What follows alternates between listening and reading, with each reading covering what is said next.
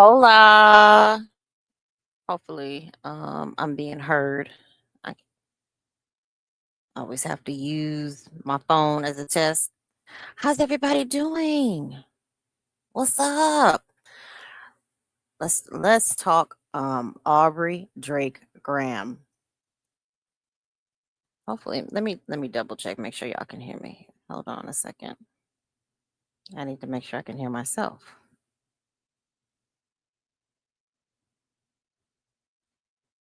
You hear what anybody if there's anybody coming in here.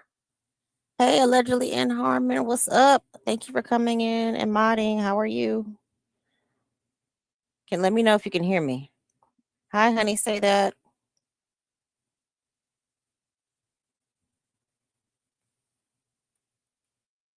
Lord, I hope I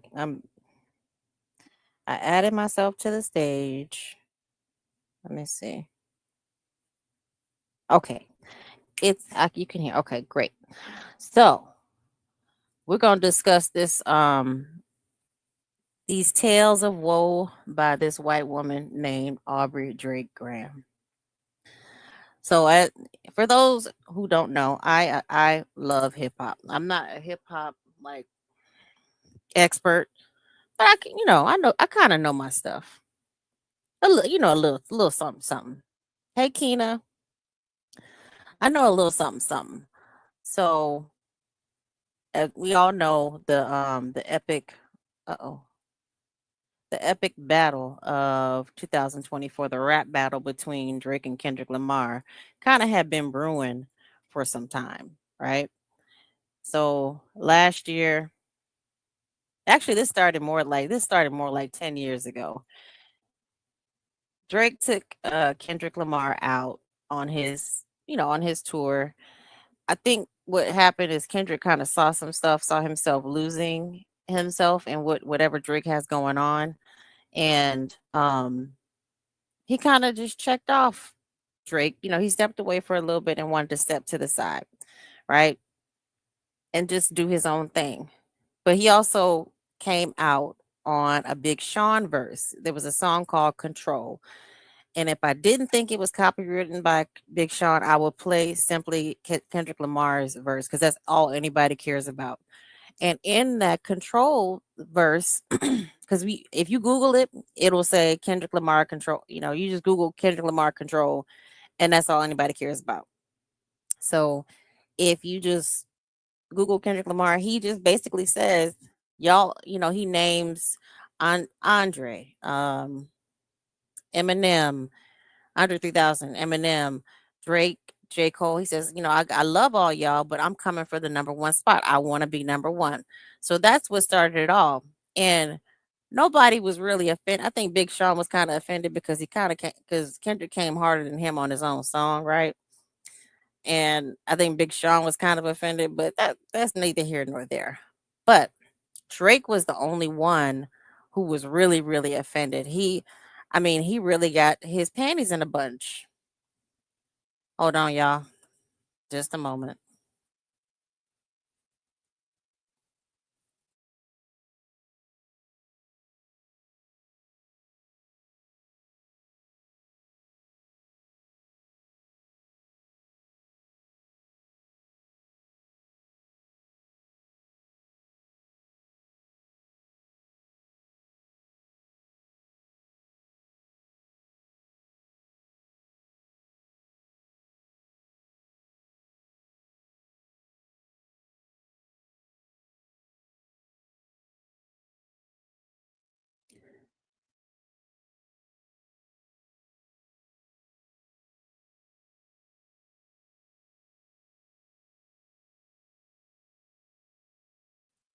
Yeah, I gotta grab my dog. I'll be right back.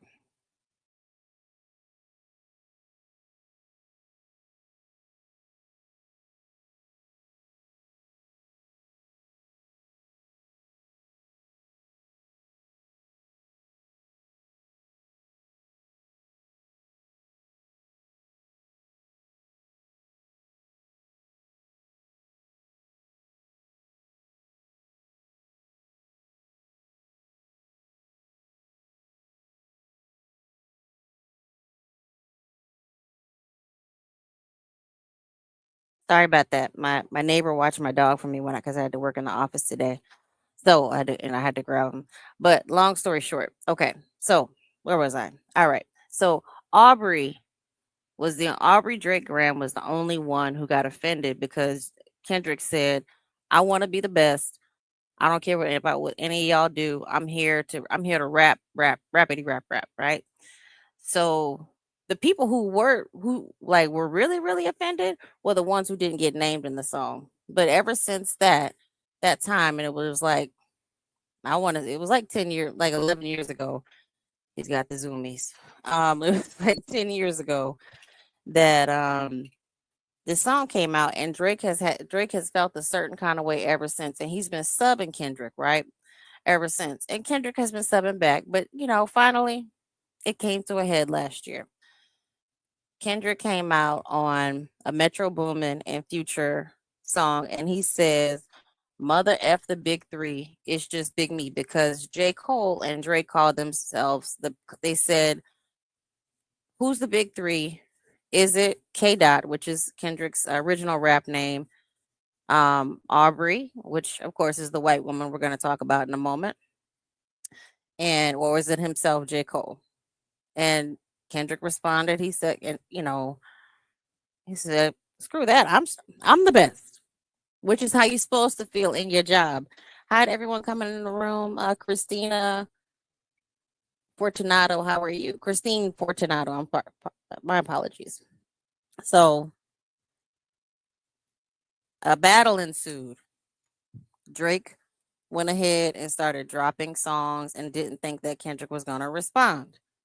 What did Kendrick do? He waited, and he's a Gemini. He's a crazy Gemini. He waited and was strategic with how he responded. And so they went back and forth. They put out some very vicious things with saying about each other. Drake said Kendrick beats his wife. Kendrick alluded to Drake having another secret child, and being a child, you know what?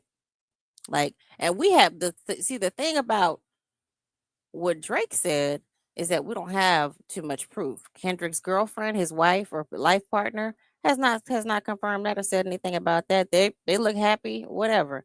But we have some evidence that could kind of show that Drake has a history of messing around with or being too uncomfortably close to 14, 16, 17-year-old girls. So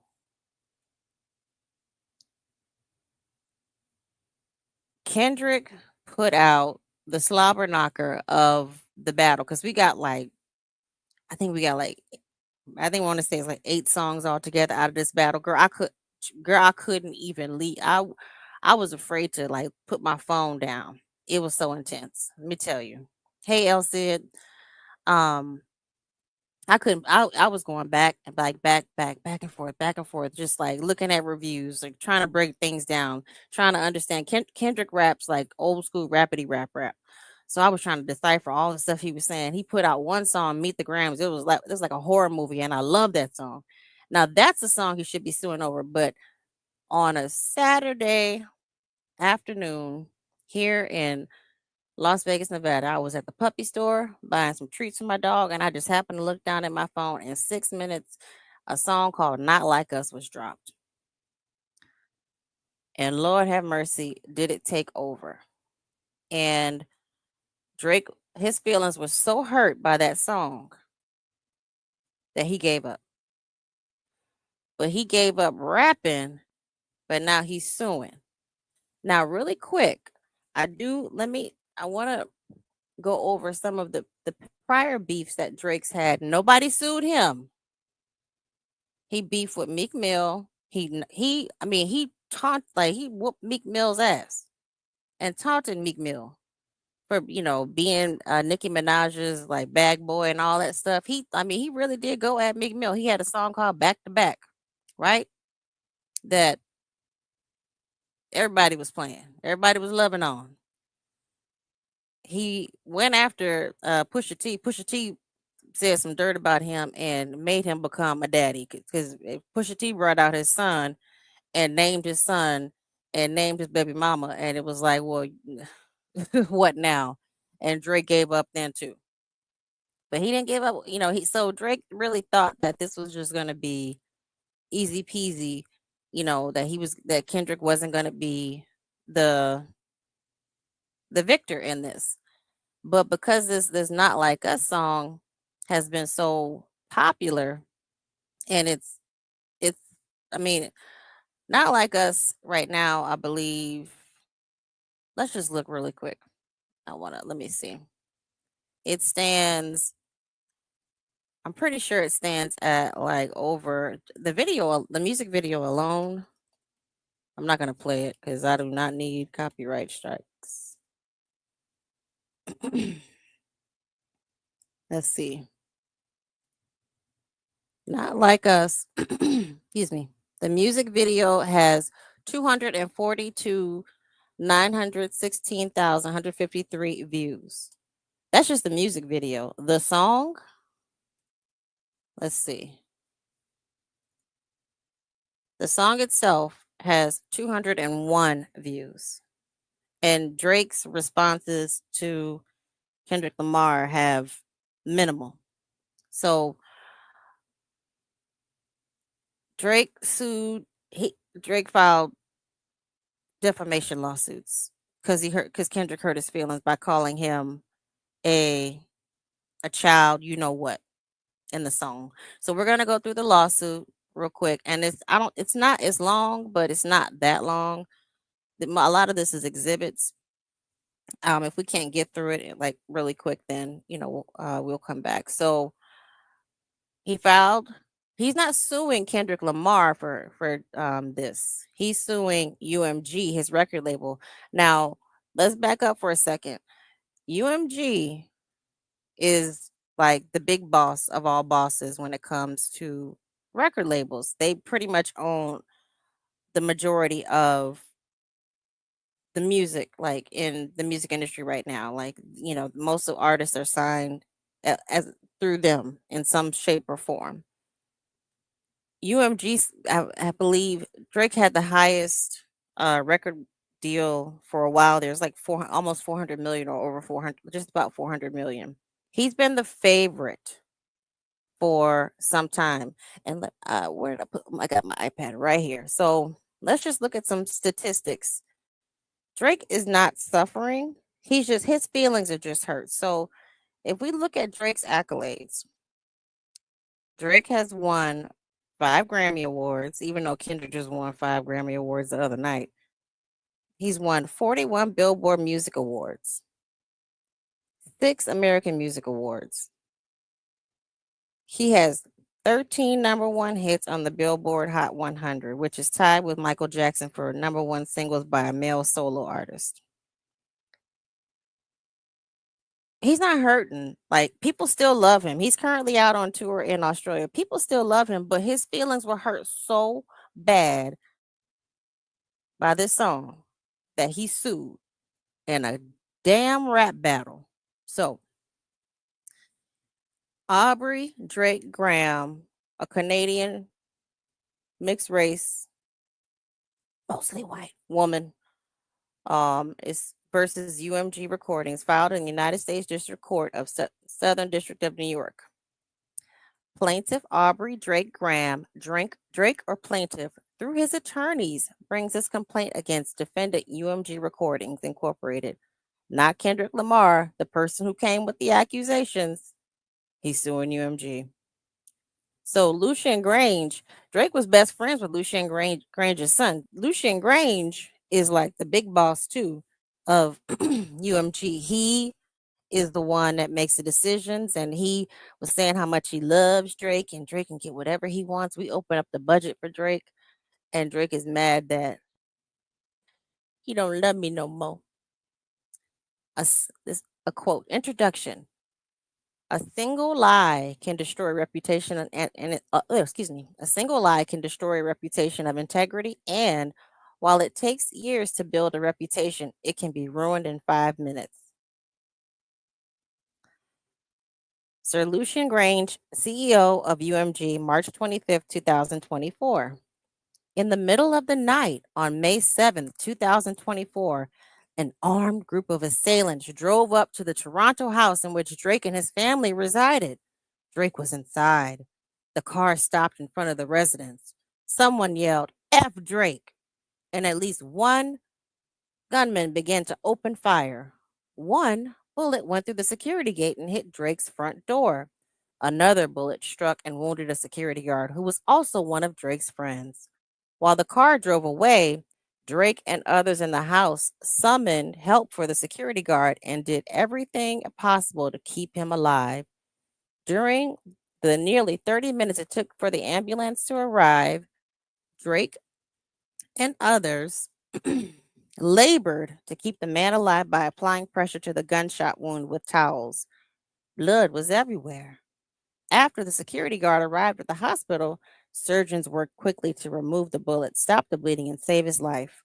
Though it took days for his condition to stabilize, thankfully, the security guard survived. 3. The very next day, May 8th, 2024, a different intruder used his bare hands to dig a hole under the security fence surrounding Drake's Toronto house. He managed to dig deep enough to squeeze through and enter Drake's property. Fortunately, Drake's home security guards caught him before he was able to cause any physical harm, although the trespasser managed to yell racist slurs and threats against Drake before being escorted off the property. 4. On May 9th, 2024, the very next day, another break in attempt happened. 5. In the 2 decades leading up to May of 2024, although Drake was constantly in the public eye, nothing remotely like these events have ever happened to him or his family. But these events were not coincidental. They immediately followed and were proximately caused by UMG's actions leading up to and on May 4th, 2024. UMG is the world's largest music company and also the music company that has represented Drake for more than a decade. Yet on May 4th, 2024, UMG approved and published and launched a campaign to create a viral hit out of a rap track that falsely accuses Drake of being a Pedialyte and calls for a violent retribution against him, even though UMG enriched itself and its shareholders by exploiting Drake's music for years and knew that the salacious allegations against Drake were false. UMG chose corporate greed over the safety and well-being of its artists. Ciao. So, what are y'all saying in the chat? Hey, Lady T-Bug. Hi, Zen Soul. So, he's saying that the release of Not Like Us caused these break-ins. So that's the long and the short. That's the initial of it. This is page 3. And if anybody wants this document, I can email you if you want. Hang on 1 second, y'all. The weather is bad here, so I keep getting bad connection. Just a second.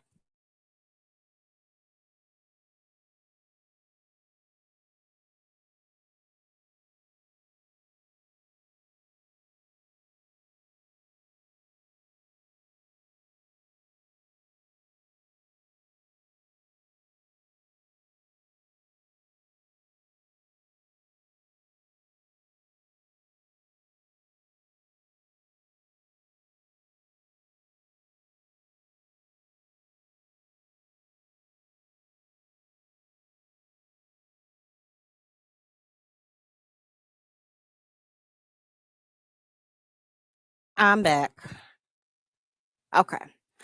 So, in controversy, UMG saw an opportunity, seized it, and continued to fan the flames even after learning of the incitement to violence on May 7th and 8th, along with the unrelenting vitriol towards Drake that has followed. The song in question is Not Like Us, herein known as the recording, written and performed by Kendrick Lamar Duckworth, professionally known as Kendrick Lamar. The recording was intended to convey the specific, unmistakable, and false factual allegation that Drake is a criminal, Pedialyte and to suggest that the public should resort to vigilante justice in response. The recording is defamatory because its lyrics, its album image, herein known as the image, and its music video, herein known as the video, all advance the false and malicious narrative that Drake is a Pedialyte.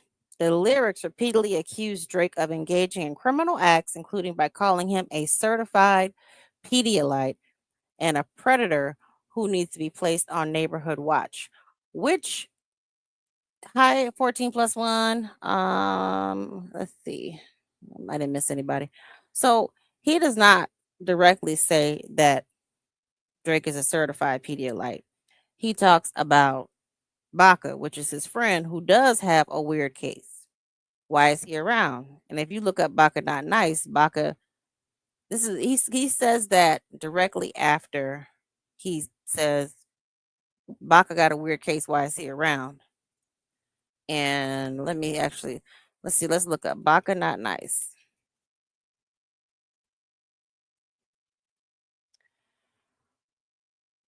Baca Not Nice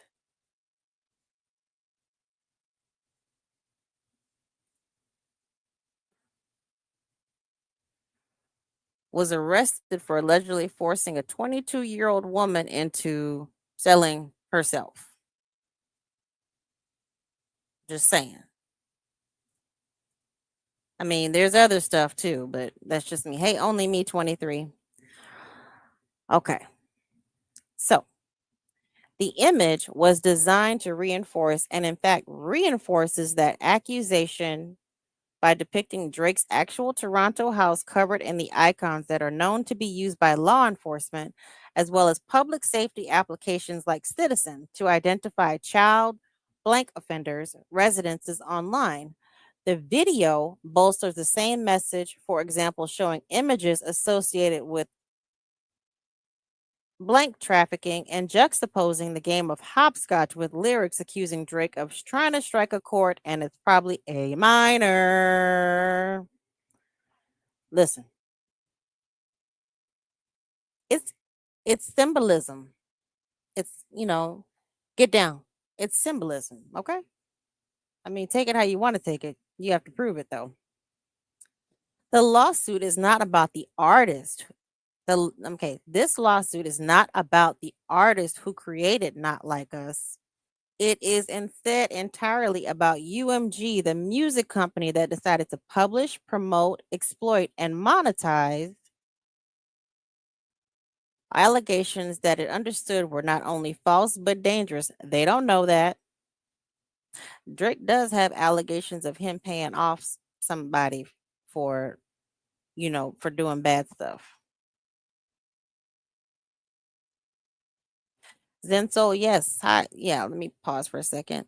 I must admit I didn't know anything about Kendrick and beef with Drake. Of course, I had to look him up after the Super Bowl. I didn't realize he won a Pulitzer Prize on in 2018. Yes.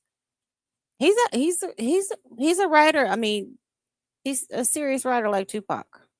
He takes time with his writing. I mean, he's a creative. Unlike Drake, I'm gonna say this. Drake used to be. When he first came out, he had the passion.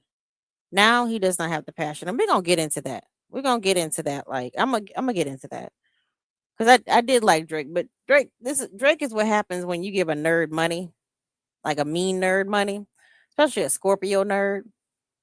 Mm, okay, Drake. Oh, wait, blah, blah, blah. Drake is not a Pedialyte. Drake has never engaged in any acts that would require he be placed on neighborhood watch. I beg to differ, but that's all perception. Drake has never engaged in sexual relations with a minor. Drake has never been charged with or convicted of any criminal acts whatsoever. You just haven't been caught, possibly. Notwithstanding its knowledge that the allegations are fabricated, starting in May, excuse me, in May of 2024, UMG waged an unrelenting campaign to spread the recording, image, and video together, herein known as the defamatory material, as widely as possible.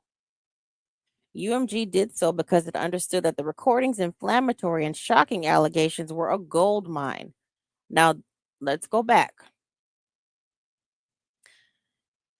Drake is the golden goose. Seriously, Drake is like their what is their still their golden goose. He's pissing off the wrong people by doing this. Yes, this song has made UMG a lot of money, and yes, Kendrick got the Super Bowl probably as a because this song is hype right now. I mean, there's more to it than that for why he got the Super Bowl, but this song is hype right now. It's still hype. It's a catchy song. It was artfully created. Um, it's not his normal repertoire. Like, it's not his normal nook of making music. You know what I mean? So, but people were saying that Drake said that Kendrick raps like he's in one of the diss songs. Drake said you rap like you're trying to get the slaves free. So Kendrick said, okay, I can't make any bops, so he made a bop. That's exactly what Drake did with Meek Mill. He made a back to back song. All right. And he's saying that it was a gold mine. Now Drake. They're paying Drake like 400 million. He recouped all that money that they paid him. Here's how he was able to put that big old house out here that he advertised himself in what was that song he put out at the beginning of the Panini? Black leather gloves, no secrets. I forgot. It's that song that right foot stomp, left foot slide. That song. And Kendrick was making fun of him. Not like us for that. Spreading the defamatory material served multiple business purposes for UMG. First, the more people who listened to, streamed, watched, and downloaded the defamatory material, the more money UMG and its executives would make. Second, UMG's Interscope Records, here known as Interscope, owns Lamar's entire back catalog of his recorded music.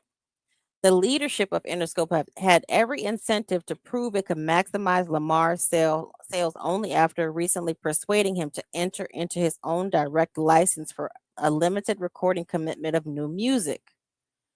Third, in contrast with Lamar's first direct deal, the UMG's contract with Drake was nearing fulfillment, and on information and belief, UMG anticipated that extending Drake's contract would be costly.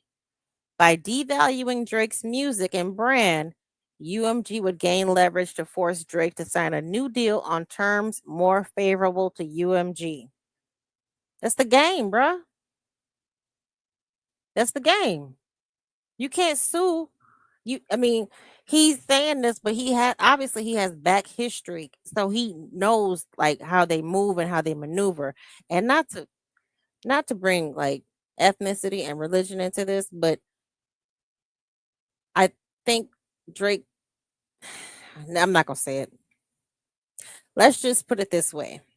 Drake's mother is of a certain ethnicity, which makes him technically of a certain ethnicity, and so is the head of UMG.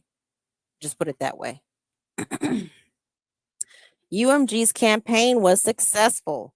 The recording cloaks cleverly dangerous lyrics behind a catchy beat and inviting hook.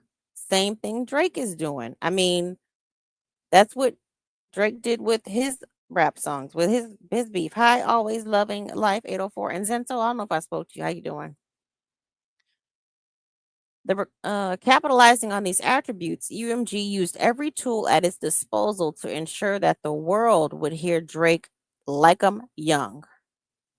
The defamatory, let me flip the page for y'all. The defamatory material has been played billions of times, and its false central message has gone viral via social and legacy media channels in dozens of languages, at minimum, hundreds of millions of people spanning the globe. It is not just fans of rap music who now believe that Drake is a certified Pedialyte. The recording has become ubiquitous. UMG used its promotional resources and exclusive licensing rights to place the recording on numerous nationally televised events, including but not limited to award shows, national political events, and more. The same that they did for him. The same. But billions of plays and ubiquity were not enough for UMG. Over the course of the last several months, UMG has made significant financial investments and leveraged its professional connections via sophisticated and highly organized publicity campaigns to arrange for the recording to be performed at one of the most significant and viewed cultural events of the year, the Super Bowl. Now, this is where I think what he was really trying to do. Yes, he was trying to bully them into a better recording contract. Like bet like, like he's crying right now because he thinks that he's not gonna get like he's already if Drake's not close to a billionaire, he's getting there, right? But no, one thing about Drake, he's an alleged degenerate gambler. Like he bets millions at a time. Um, so that 400 million probably is like kind of slipping away, but he's trying to bully them into like I think instead of trying to do like a cease and desist for the song not to be played at the Super Bowl, which I think that's what he thought that they could do, that UMG would respond with, "Oh, okay, we'll just pause it and we'll do a cease and desist. We won't license it for the NFL, and I will not be playing any NFL content because baby, I tried to record something with just the image and with the video from the Super Bowl and not the audio. Yeah, no, YouTube was like, no, baby, try again. So I think this was a preventative. He was really trying to get them to not play this at the Super Bowl, but it didn't work.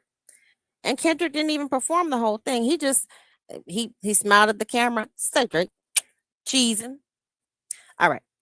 UMG is legally responsible for the release, publication, and promotion of the defamatory material, including the foreseeable consequences of the same.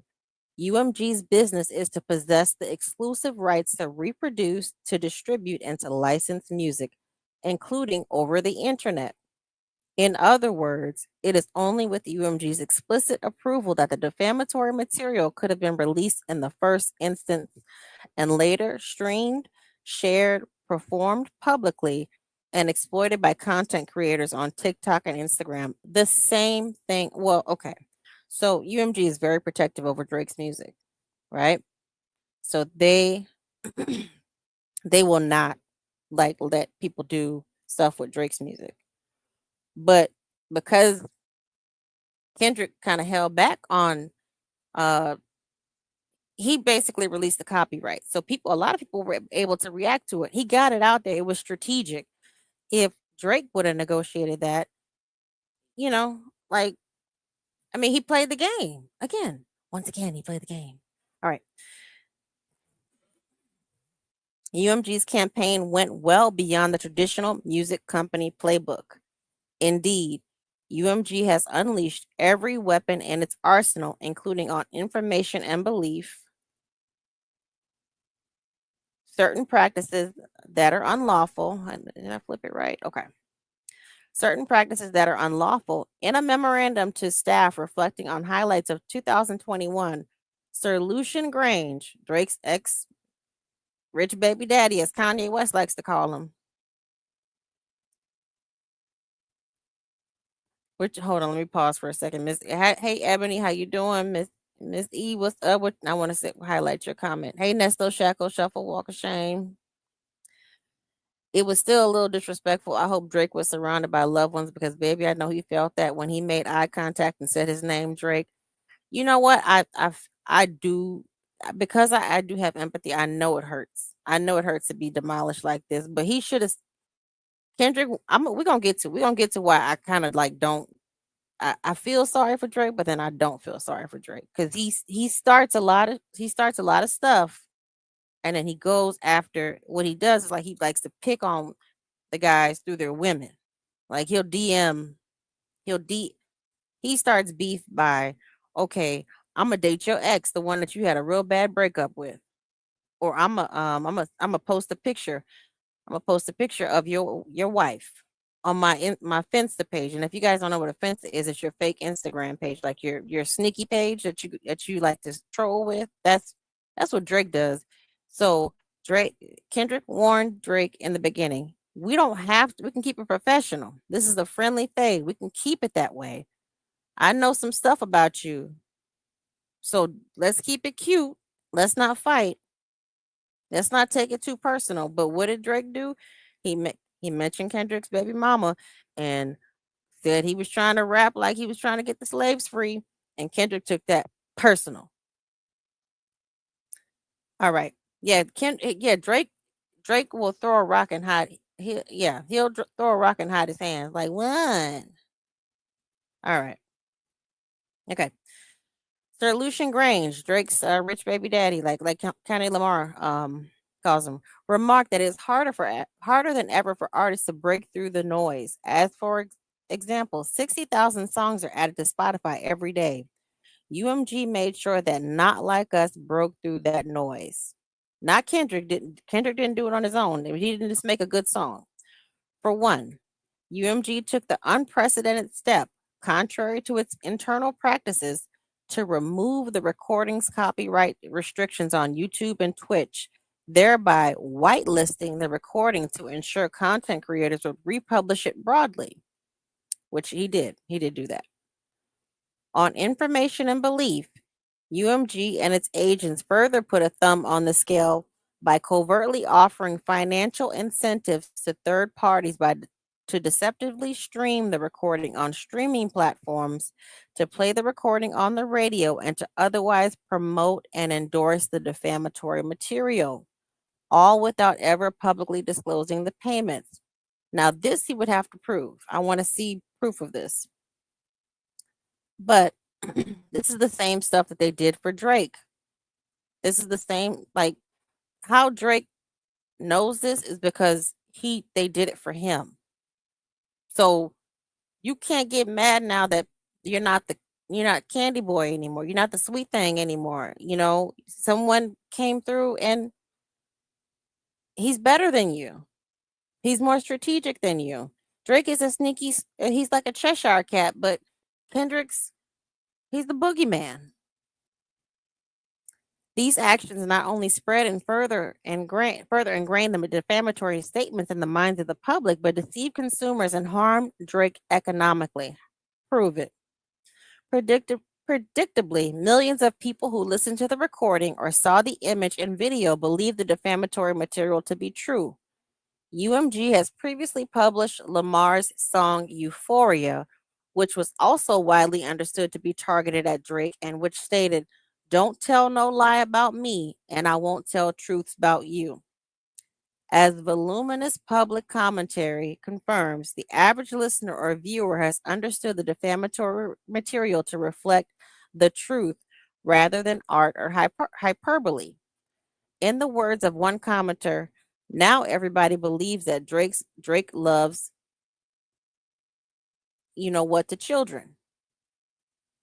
Okay, this is something I want to read to. This is like it's number 9. Okay, this is just a sub. Drake previously initiated 2 pre-litigation actions against UMG in state court in New York and Texas to investigate allegations that UMG engaged in deliberate and inappropriate strategy of paying third parties to artificially inflate the recording's metrics, and a practice known as payola, and which is prohibited by the Communications Act of 1934, as well as other causes of action. He knows, okay, he says this because he knows this. They've done it for him. All right, here we go with some of the. I wish I could zoom in. I'm gonna have to share my other screen so y'all can see this better, because I don't think this is big enough for y'all to see the words. UMG's greed yielded real world consequences. As described above, it was just 3 days after UMG originally published the recording and image that Drake was targeted at his Toronto house by armed intruders in the 2024 equivalent of Pizzagate. The online response was similarly violent and hateful. An avalanche of online hate speech has branded Drake as a you-know-what offender and a Pedialyte and other epithets. Public commentary has repeated the false claims that Drake is a Pedialyte and a blank abuser on the level of Weinstein, Diddy, and Epstein, who moves children in shipping containers and harbors convicted blank offenders in his Toronto home. In direct response to UMG's publications, social media users call for the FBI to come at this point and for Drake to be locked up and behind bars. The mob-like response to the recording continues to unfold on and offline. Recently, flyers were plastered all over Toronto with a photo of Drake and a Canadian YouTuber who was sentenced to 3 years in prison for blank assault with the words Canadian blank predators got to stick together. Ooh, that's cold. Can y'all see that image? I don't think I can zoom in. Hold on, I'm gonna share this other screen. Um, hang on. Do, do, do, do, do. Yeah, shipping. Okay, so Zensoul, if you go watch the Not Like Us video, yeah, they have shipping containers in there, but can y'all see, y'all can see that now? So I'm not familiar with this case. Jack Densmore, I'm not sure. I don't know who that is, but but that's who they plastered him together. But that's not Kendrick didn't do that, and UMG didn't do that. So like, again, this is, you know, it's a lot. Okay. So let's keep moving. With the palpable physical threat to Drake's safety and the bombardment of online harassment, Drake fears for the safety and security of himself, his family, and his friends. After the attacks on his home, Drake pulled his son out of the elementary school he attended in Toronto due to safety concerns, and once school ended for the summer, Drake arranged for his son and mother to leave Toronto entirely. Day to day, Drake continues to take steps to address persistent threats to his security, which you should have been doing anyway, but that's just me.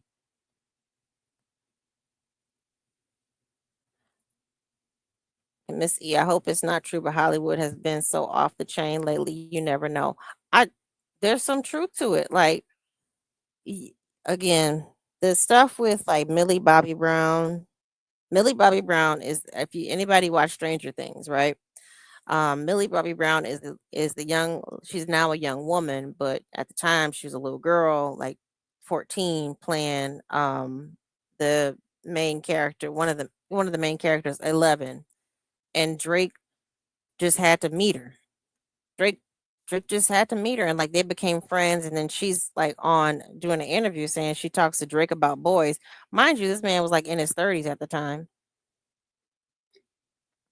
So what you talking to her about boys for? That's her daddy's job.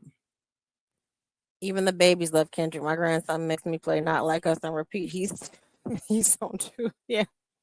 Yeah, the kid, it's a catchy song. But it's a catchy song to kind of teach you about you can't trust everybody. All right. The violence and vitriol directed at Drake was foreseeable. The recording falsely accuses Drake of one of the most vile behaviors imaginable and explicitly calls for retaliatory violence and retribution against him. The false Pedialyte accusation is a devastatingly effective method of assassinating someone's character online.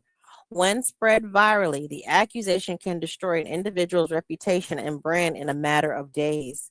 As one expert on conspiracy theories has explained, there's always been a certain amount of salaciousness in these conspiracy theories.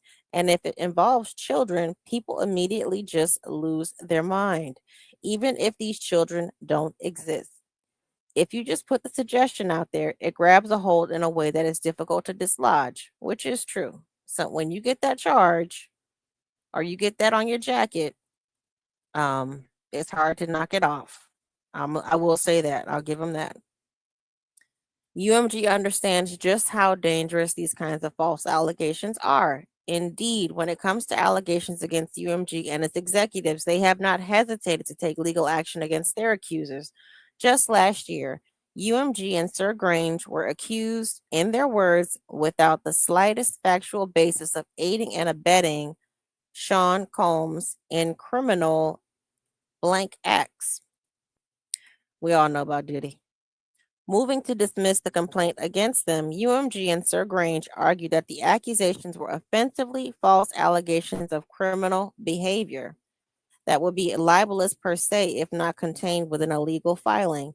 Sir Grange called the allegations against him knowingly and maliciously false and defamatory.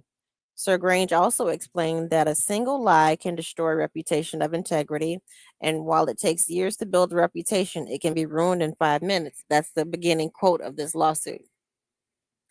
Thus, recognizing that false allegations against him might interfere with his efforts to lead an honorable personal and professional life, Sir Grange promised to pursue those who have made these outrageous allegations against him. In stark contrast, when Drake confronted UMG, am we on the same page? Okay, yep. In stark contrast, when Drake confronted UMG about its role in promoting allegations of blank misconduct lacking the slightest factual basis against him, UMG refused to do anything to help.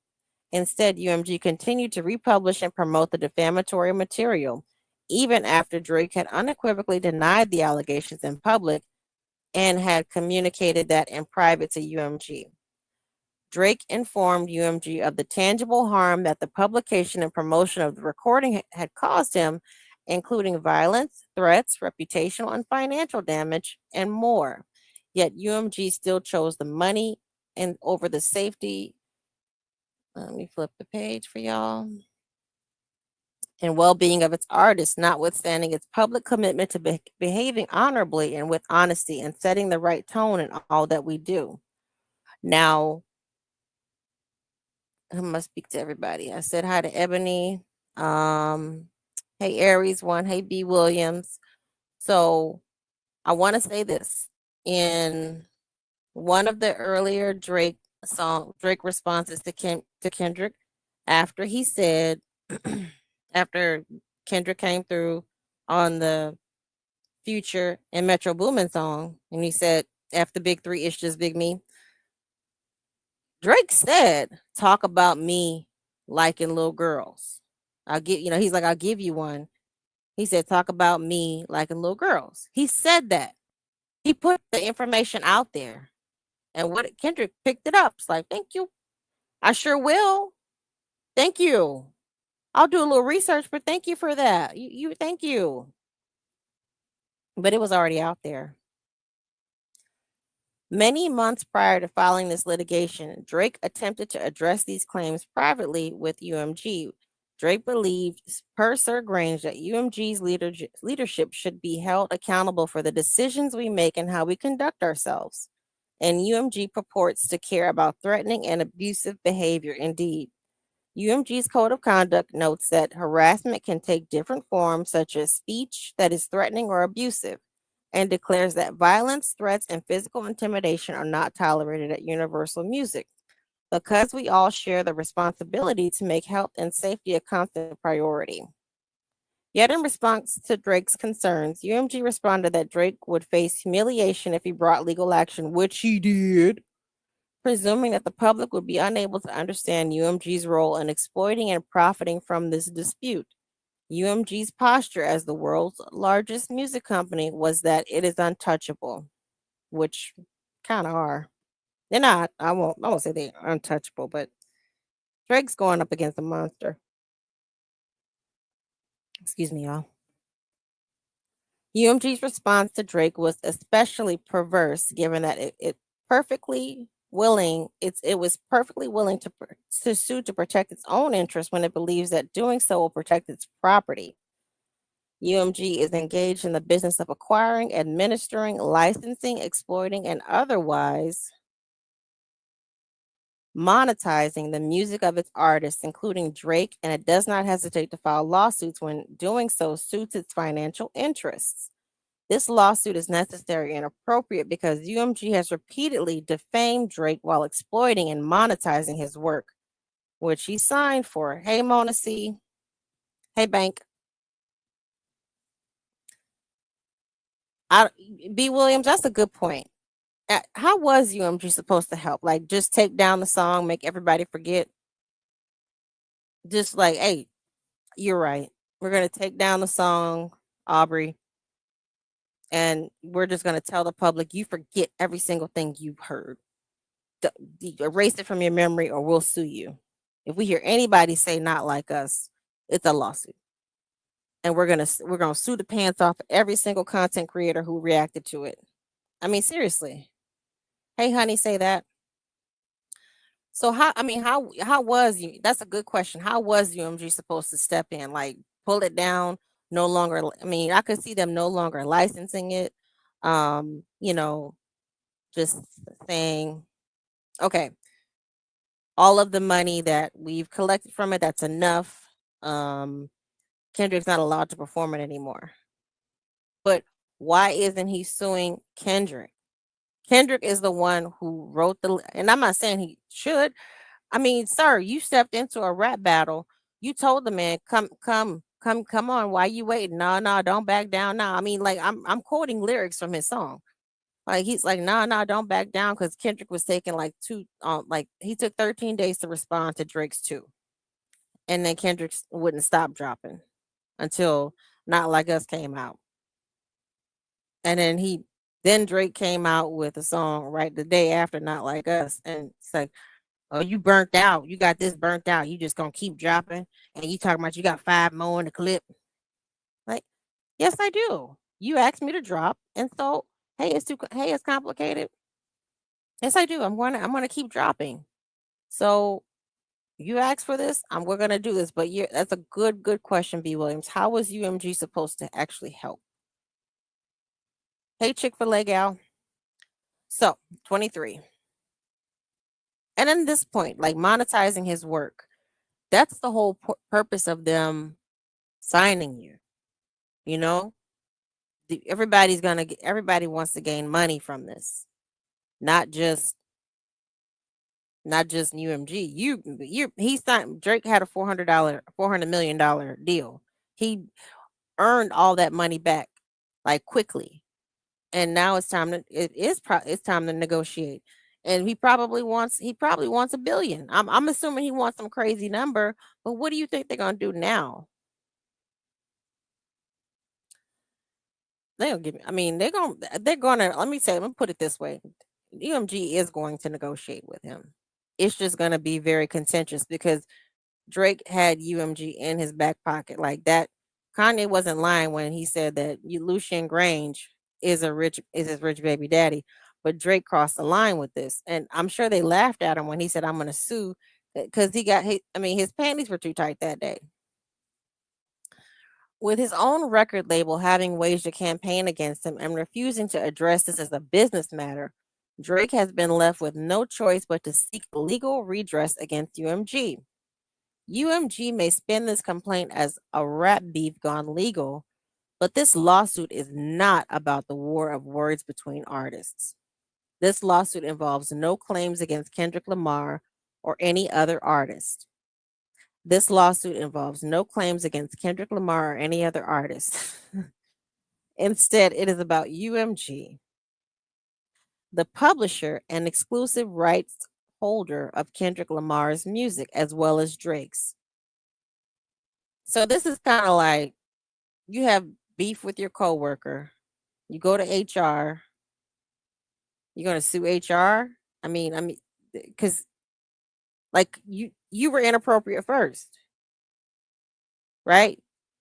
You were inappropriate first, then your coworker comes back and is inappropriate with you, and then you go to HR and it's like, he was worse than me, said some mean stuff.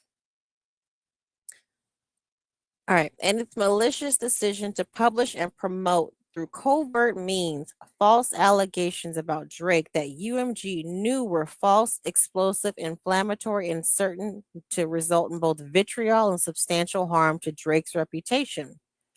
Notwithstanding a relationship spanning more than a decade, UMG intentionally sought to turn Drake into a pariah a target for harassment or worse. UMG did so not because it believes any of these false claims to be true, but instead because it would profit from damaging Drake's reputation. Thus brings this action to hold UMG responsible for the actual and foreseeable harm he has suffered and will continue to suffer because of UMG's choice to elevate profits over the well being of its artists and music consuming public.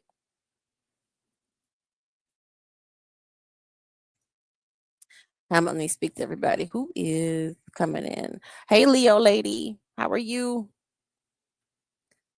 So, the parties plaintiff Albrecia Drakesha Graham, aka Drake, is a rapper, singer, songwriter, actor, entrepreneur, and philanthropist. Drake is a citizen of Texas. Lies. You are a Canadian pretending to be African American. I'm just saying. B. Williams, I'm getting now. I'm gonna read your comment, but that's exactly what we're getting to. Defendant UMG Recordings Incorporated is a wholly owned subsidiary of Universal Music Group (NV). Together with UMG Universal Music, a public company formed under the laws of the Netherlands. Do I need to read all this? Yeah, I'll read this. UMG is a Delaware corporation with its headquarters in California, and thus it is a citizen of Delaware and California. UMG is registered to do business in New York and maintains an office in New York. Indeed, several of UMG's record label divisions are headquartered in New York. Universal Music touts itself as the world leader in music-based entertainment, which produces, distributes, and promotes the most critically acclaimed and commercially successful music to delight and entertain fans around the world. Thank you, Aries One. They not like us. Turn the TV off. Mustard. Sorry. UMG has recording Thank you for the 4.99 super chat, Aries One. I appreciate you. UMG has recording contracts with some of the world's biggest music stars, including Taylor Swift, Ariana Grande, Adele, and relevant here, Drake and Kendrick Lamar. Oh, I'm sorry, y'all. Let me keep up with the pages. Hang on. I might have to. Hey, Worldwide Collaborations, how are you? I've been in the butcher's been playing off the hinges, LOL, like an African American. No, listen, Drake is it's cosplay. Drake, I'm gonna get there. What page are we on? We're on page 12. Is this page 12? Wait, let me make sure I go back. Hang on. Okay. All right. Because I have it posted for you guys, but I'm reading it on reading it in a different document. Drake has been signed under exclusive recording contracts controlled by UMG since 2009, which provided UMG with the exclusive right to license, sell, and promote his recordings. UMG is engaged in the business of exploiting recorded music publishing, merchandising, and audiovisual content, including through Republic Records, herein known as Republic, Capitol Records, herein known as Capitol, and Interscope, all of which are wholly owned divisions of UMG. I don't like that word exploiting because Drake exploits. Drake has benefited from the exploitation of the recorded music publishing and merchandising, and audiovisual content. As of 2024, Kendrick Lamar releases music from his independent label through an exclusive direct licensing agreement with UMG through Interscope. Universal Music also operates Universal Music Publishing Group, UMPG, as its music publishing and distribution arm. Both Drake and Kendrick Lamar's music publishing rights are exclusively controlled by UMPG under songwriter agreements. Now, let me flip it. Okay. Jurisdiction and venue. This court has jurisdiction over this action and defendant pursuant to 28 USC as the matter in controversy exceeds 75,000 exclusive of interest and costs and is between citizens of different states. You are not a citizen, sir. You're a Canadian. Go home. This court may exercise personal jurisdiction over defendant pursuant to 302 of New York Civil Practice Law and rules because UMG transacts business within the state and owns uses, or possesses real property within the state. Further, this court may exercise personal jurisdiction over defendant pursuant to 301 of New York Civil Practice Law and Rules because UMG systemically and continuously conducts and solicits business within New York and has availed itself of the privileges of conducting business in the state of New York. Venue is proper because it has a substantial part of events or omissions by UMG giving rise to the claims occurred in this district, and because UMG is subject to personal jurisdiction in this district. Background. Liability in this case is predicated on the defamatory material which UMG published and or caused the publication of beginning on May 4th, 2024, the release date of Not Like Us, and continuing through the date of this filing. This background section provides facts and context about the parties and the events leading up to the initial publications. A. Drake is internationally recognized as a multi-talented rap superstar. Drake's career spans 2 decades. While Drake first rose to fame in the early 2000s as the star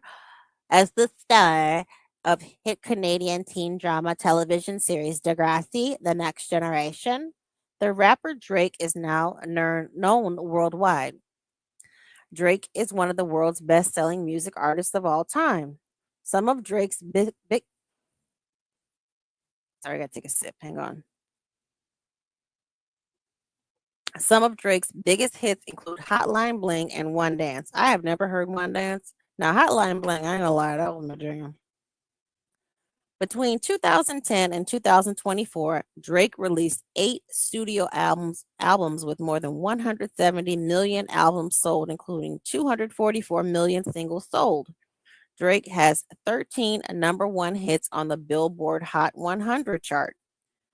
Drake's let me flip this for y'all, sorry. Drake's success has been repeatedly celebrated by the music industry. Drake has been nominated for 55 Grammy Awards and has won 5, including most recently in 2023. Drake has also won 42 Billboard Music Awards, and in 2021, Drake accepted Billboard's Artist of the Decade award. Drake proudly accepted the award with his young son, the son that Pusha T made you come raise. But that's just T. Father and members of his team by his side, dedicating the award to his son, friends, longtime collaborators, and peers. When he says longtime collaborators and peers, he means the people that he steals music from. Just saying. Drake's professional and entrepreneurial endeavors extend beyond music. In 2012, Drake founded the Canadian-based record label OVO Sound, which has signed artists including Party Next Door. I heard Party was playing with his nose now. Majid Jordan, Smiley, and Naomi Sharon. None of these people, except Party Next Door, are like hot. I'm just saying. Drake also uses the brand name OVO, represented by an owl, for his clothing brand. Far more than just label merch, the clothing brand has collaborated with Canada Goose, Canadian retailer Roots, Disney, the NCAA, the NFL, and Supreme. In addition to lucrative online sales, OVO operates several brick and mortar stores in Canada, the US, and the UK. Drake found, are we on the same page? 14. Okay. Drake founded a multidisciplinary media production company, Dream Crew, which operates a management company, production house, and content studio. Through Dream Crew Entertainment, Drake has executive produced award-winning documentary films, feature films, and hit television programs for FX, Hulu, Netflix, and HBO, including Top Boy, which has received awards from British Academy Television Awards, and Euphoria, for which Drake received the Primetime Emmy Award nomination. Now, for those, I never watched Euphoria. Now, for those who are unfamiliar, Euphoria is about a bunch of teens going around nailing each other. You catch my drift? You catch my drift now? That was what he chose to produce. A bunch of horny teens, you know, doing stuff with each other. But I digress. As a celebrity with a global name recognition, Drake is regularly approached for collaborations, partnerships, and endorsement deals. In 2013, Drake became the global ambassador for Toronto's NBA team, the Raptors. Since then, Drake has inspired new alternate team jerseys, narrated team advertisements, hosted a Drake night each season for several years, and pledged charitable contributions to refurbish community basketball courts and to support Canada basketball, the country's national basketball federation. In 2019, the Raptors renamed their practice facility the OVO Athletic Center. Drake's partnership with the Raptors is significant to the team and the city, and the president of the Toronto Raptors, Masai Ujiri, has said that the Raptors' relationship with Drake has always ultimately been about celebrating the city and the people who make it unique. We have something very special happening in Toronto, and Drake is a big part of that. This is like like, sorry y'all, excuse my language. This is a jerk off for Drake. Like Drake, look how special he is, and they did this to him. Look how much he's done, and they sell him out like this. He's not the favorite anymore. Let me catch up with the comments real quick, because I need to take a quick little break to drink something. Let's see. Where did I leave off at? Okay. Oh, B. Williams. Said hi to you. It's complicated. B. Williams. Yeah, Kenny gave plenty of warnings in Euphoria. He said it. Hey, Chick-fil-A gal. Not like us was Kenny emptying the clip, but Drake had plenty of warnings. He sure did. I mean, he gave him. It was like the Gemini came out. He was like, "Look, I am a nutcase. Do you really want this?" Kendrick said it in so many words. Like, I am a true Gemini from Compton. I came up on government cheese. You came up on your mama making you tuna fish sandwiches from the nice Jewish deli down the street. You had like you had things. Y'all had a car. We had the van. You know, I got put out at a certain age. Your mother still loves you. You were a child star. Like, bro, everything I had to do, I had to claw my way to do. So, like, you really want to mess with this? All I do is read and pray and play with my kids and write songs and meditate and work on myself and try not to hurt people. Ebony, what happened to a good old keep on wax rap beef? No Vaseline was my favorite. Hang on, let me favorite diss track before Not Like Us.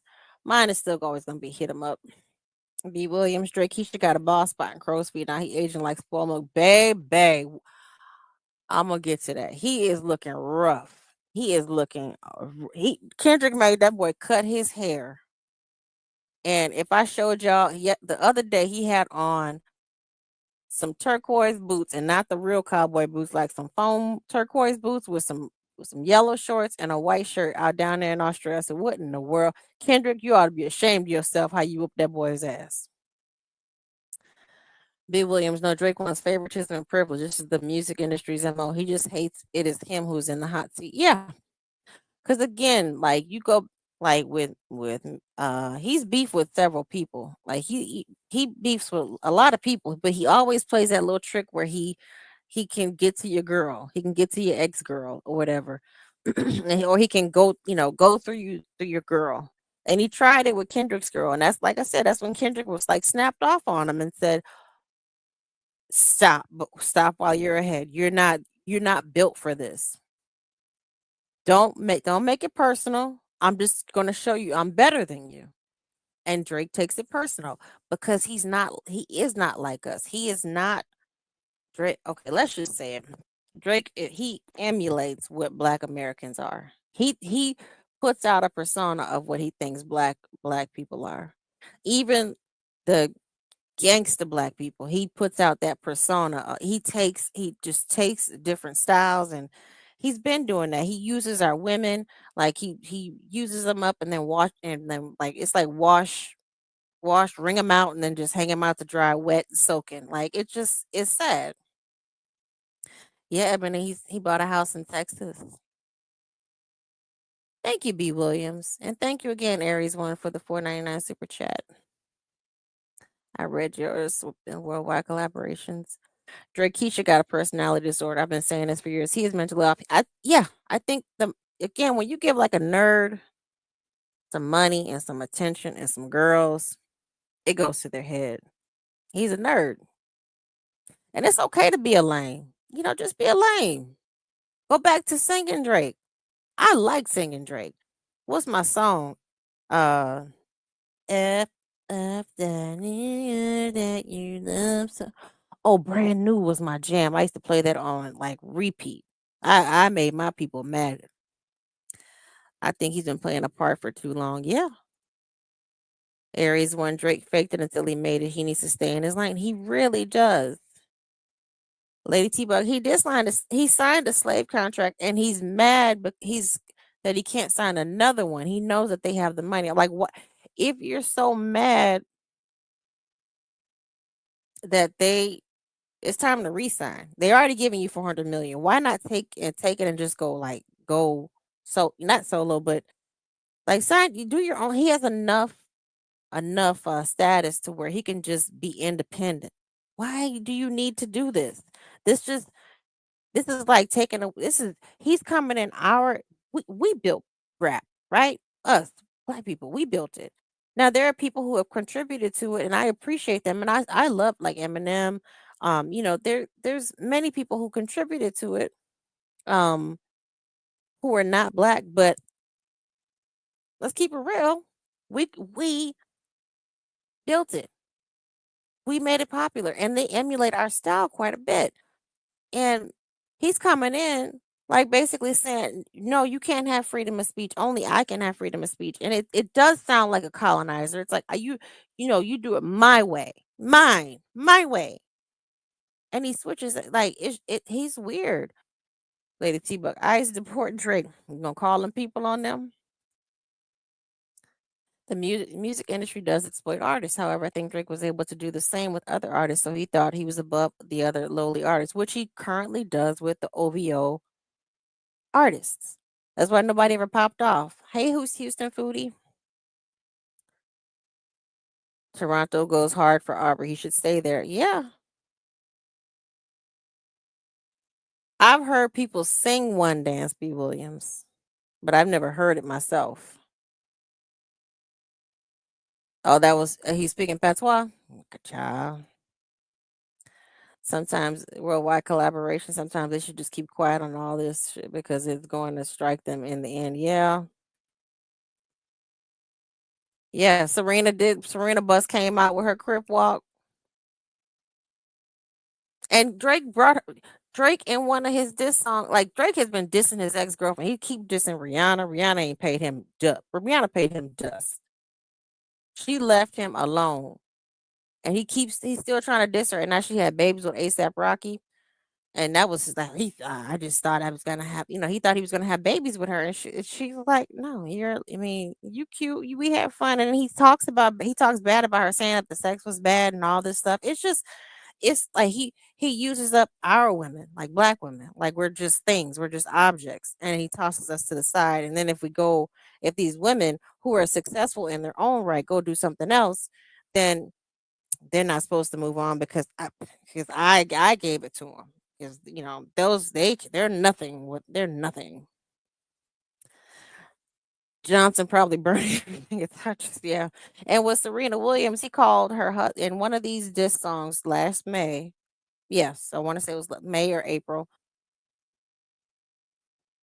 He called Serena's husband a groupie. That man has not mentioned that this guy is the Reddit guy, Serena's husband, a billionaire himself. He has not said anything about Drake, and he called her husband a groupie. And he said, "Yeah, I am a groupie. I love my wife." Drake Keisha, just a white lady with straight back cornrows on Caribbean vacation. He Bo Derek. He's fulfilled the 400 million, Lady T Bug. He now it's getting close to renegotiation time. He thinks that UMG he's saying this, the argument is that UMG allowed Kendrick, and they promoted Kendrick in fake ways, like using bots and stuff they promoted this song to diminish Drake's character so they don't have to they can renegotiate for less. Worldwide collaborations. I know that's right. Nothing wrong with nerds. We run the world. Lady T Bug, he gambles. He is a degenerate gambler. I mean, like he does a lot of online gambling. He has deals. Um, Vanilla Ice was out during your time. He has deals with I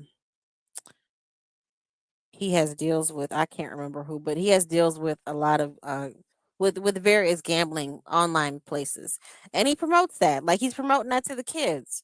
Just like we're gonna get if we have time, we'll get to academics. What do I love about Eminem? No, because he's crazy and I'm crazy. I like old Eminem. I like unsober Eminem. Let me put it that way. He's too old to be having this temper tantrum. He really is. Drake is 37. Like, when do you grow up? I mean, he cut his hair off, but that's mm-mm. I remember when he first started doing music, I had to ask my daughter if it was a little boy in a wheelchair on that show you used to watch. Oh, yeah, that was him. He's giving gatekeeper by sex. Yeah. Rihanna said you're too scared to have a baby with me, Joe. Yeah. Probably Vegas deal. So he could. I mean, I don't know, but I know that he blows money. Like it's not cute the way he blows it. He blows like millions on a single bet. It could be like 4 or 5 million. So he's running through that money rather quickly. I mean, he's still very, very rich and wealthy, and he's made his money back, and he's got all these deals now. His stuff isn't selling like it once was because he's watered himself down now. And I'm just gonna say it. Kendrick is coming back with like he's kind of giving a resurgence. I don't believe Kendrick is like a savior, but he's coming back with a resurgence of rap that's making you think again. So younger kids are recognizing him. And I do remember like Kendrick, his first major album, Good Kid, Mad City. I had to go back and think. I'm like, well, damn, I was this like Bitch Don't Kill My Vibe and Poetic Justice and Swimming Pools. Those were songs that really like made me become introspective. I would sit down and just listen to those songs, yeah. And some of his newer music, it's like the Big Steppers album. Yeah, it's good.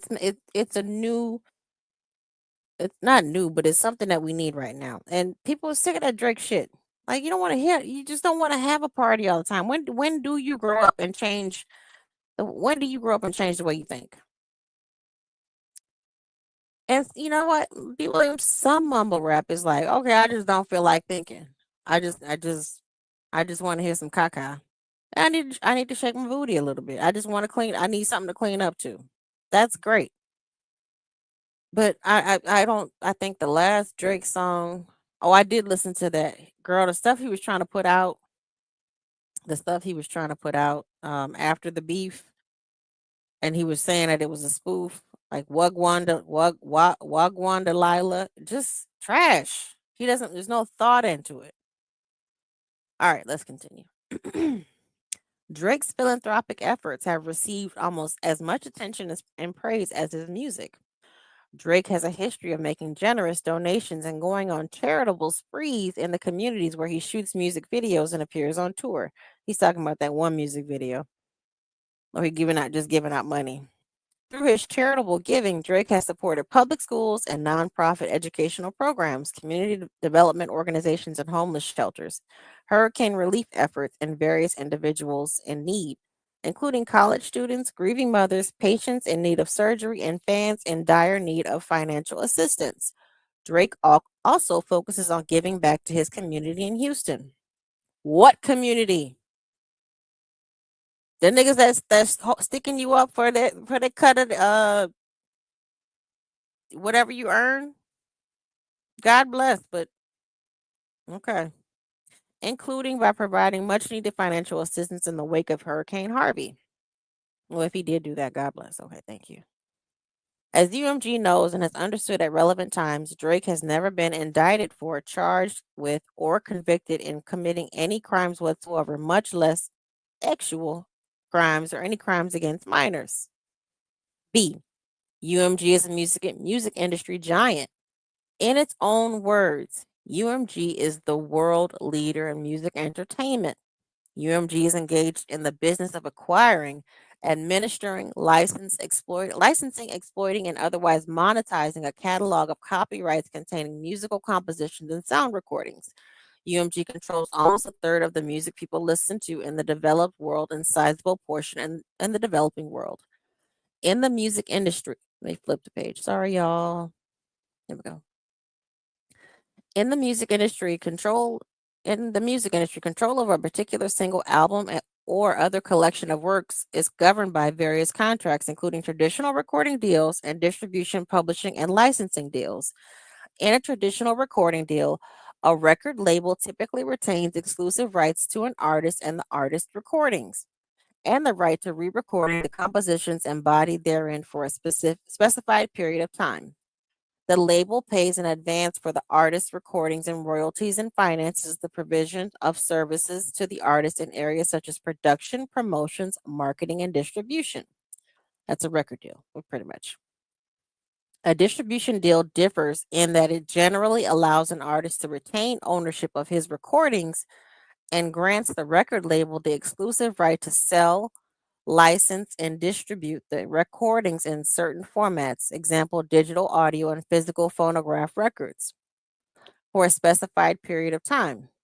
With the music publishing administration deal, the artist as a songwriter generally retains ownership of his musical compositions and pays a percentage of his music publishing revenues to a publisher to administer, promote, exploit, license, and protect use of his songs.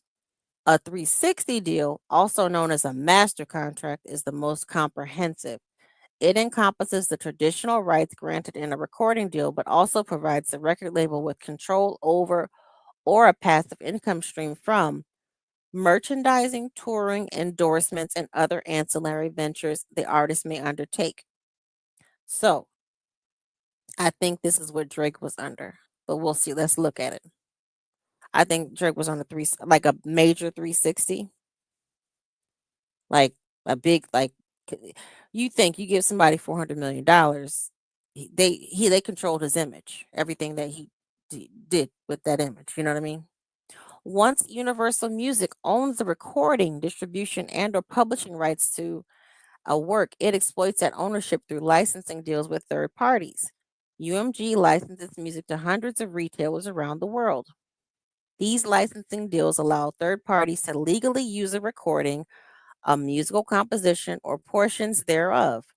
Universal Music has licensing agreements with all of the major platforms, including but not limited to iTunes, Amazon, Apple Music, Napster, formerly Rhapsody, and Spotify, as well as TikTok and Meta, including Facebook, Instagram, YouTube, WhatsApp, and Threads. In the event that a person or entity wants to use a song outside of of one of the licensed platforms, for example, to play during a political rally or a sporting event, it has to request the right to do so from Universal Music, which holds the synchronization contract. A third party cannot legally use Universal's music recordings or UMPG's licensed content, embodying those recordings in advertising on a live stage, in film, on television, or on the radio without the explicit consent of Universal Music. Through its exclusive licensing rights, Universal Music wields incredible power to promote and popularize a song or performer. UMG invests significant amounts of money, time, and effort to advertise, promote, sell, and distribute the music it owns. Let me flip it. Okay. Universal Music exercised this control in early 2024 when it pulled its songs from publication on TikTok over issues with the platform's use of generative artificial intelligence, so AI. Through copyright ownership, Universal can control the unlicensed use of its music, but it can also strategically waive or reduce the customary fees it charges for the licensing rights to its music to provide for the unrestricted spread of the song. This tactic, known as whitelisting, happens when a copyright holder like Universal permits a user or platform to use its content without charging fees or imposing other limitations. In the normal course, internet platforms operate automated content identification systems to block the unauthorized use of copyrighted materials by their users. In whitelisting, these automated systems are turned off. So this is what happened with Kendrick Lamar's songs, right? Um Kendrick whitelisted um Euphoria, forgot the other one. I think 616 in LA. um Meet the Grams, the horror song, and Not Like Us. He whitelisted all of them. Why pick Not Like Us? Be- Y'all go, for those who are unfamiliar, go listen to Meet the Grams. That is a freaking, I love that song. That's a freaking horror movie in a song. And he picked this song. But I digress. But that's it's whitelisting. And that's what Kendrick did. Universal Music says it exists to shape culture through the power of artistry because music is unique in its ability to inspire people. That power to shape culture and inspire people is apparent by the numbers. In its 2023 annual report, Universal boasts that it has a catalog of more than 220 artists and brands, 3.2 million recordings, and 4.5 million owned and administered titles. At the end of 2023, Universal Music had an ownership interest of 61% of Billboard Hot 100 tracks. So again, they are the conglomerate of the music industry. In quarter one, 2024, Billboard reported that UMG represented 33.9% of the record label market share. Let me flip. On social media platforms alone, music owned by Universal Music was streamed 11 trillion times in 2023. UMG size dwarfs other music companies, and this size gives it an advantage. UMG has a physical presence in 200 geographic markets, which gives artists signed to UMG a critical edge compared to peers at competing labels as the company that can amplify the local success of an artist from one region to the rest of the world. UMG uses this size and dominance to convince artists to sign with its record labels.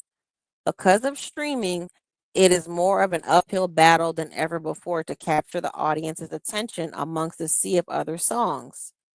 UMG's market position combined with the flood of content that hits streaming platforms every day means that artists depend on UMG to stand out from the crowd. Even established artists depend on UMG to maximize their commercial success through its world class marketing, proprietary data analytics, global distribution network, and additional monetization opportunities.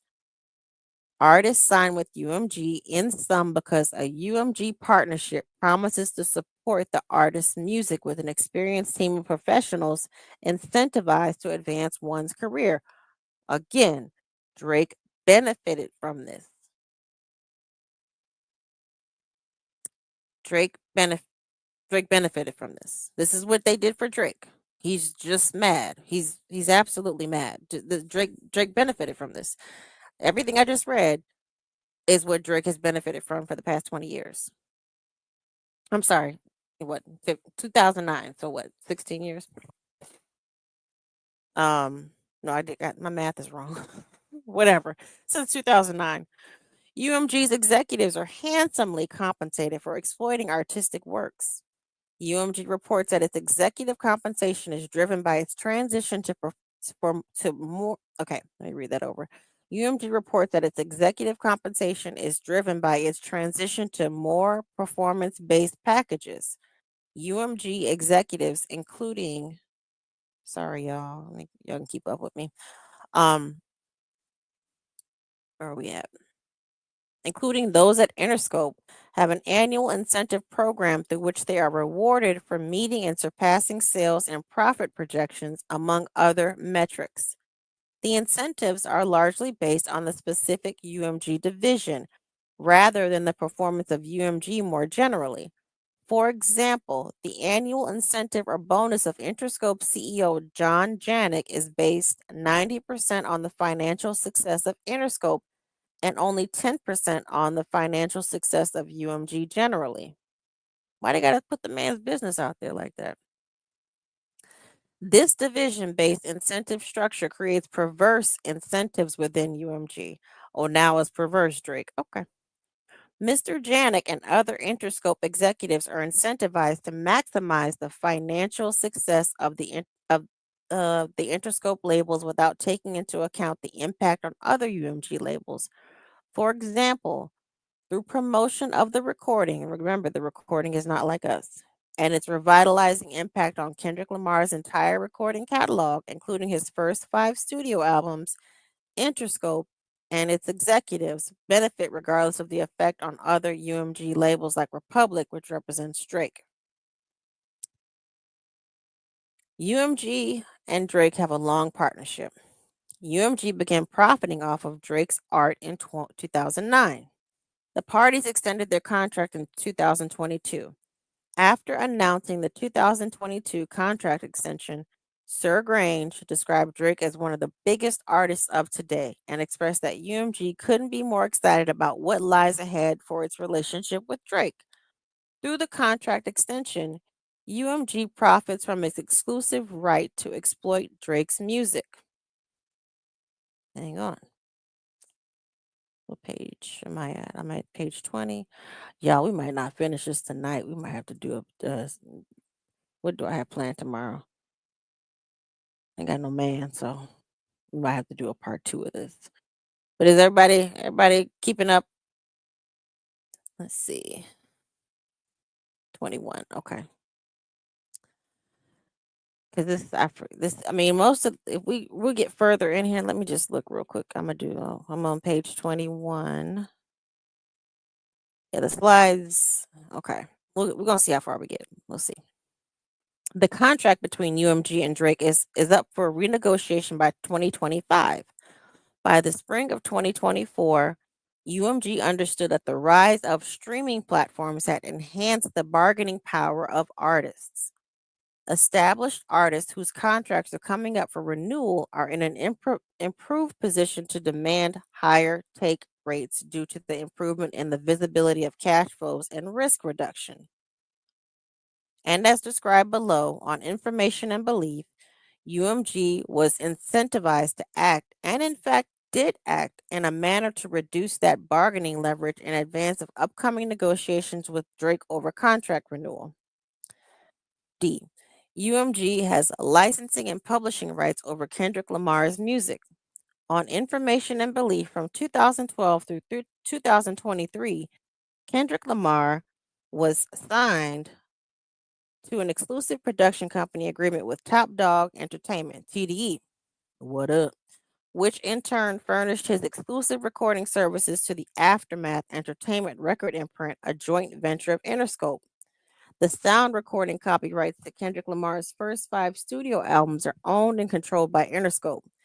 In 2023, having fulfilled his recording obligations to TDE and Aftermath Records, Kendrick signed a new short-term exclusive recording and licensing deal with UMG through Interscope and an exclusive publishing administration agreement with UMG and UMPG. Through these contracts, UMG exclusively controls the release, publication, and licensing of all music products created by Kendrick Lamar during the term of the contract, including the defamatory material. Remember, not like us. On information and belief, Lamar signed a short-term deal with UMG to see if UMG could prove its value to him. What? On information and belief, Lamar signed a short-term deal with UMG to see if UMG could prove its value to him. Okay, I read that wrong.